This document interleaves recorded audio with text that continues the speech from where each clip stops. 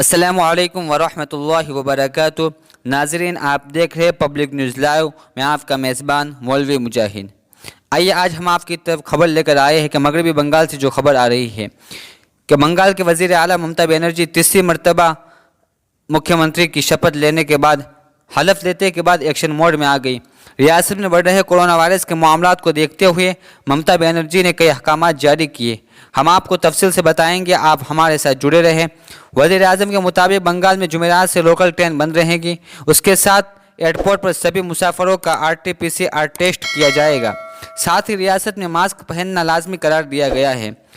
ممتا سرکار کے حکم کے مطابق سبھی سرکاری دفتروں میں 50% ملازمین کی حاضری رہے گی۔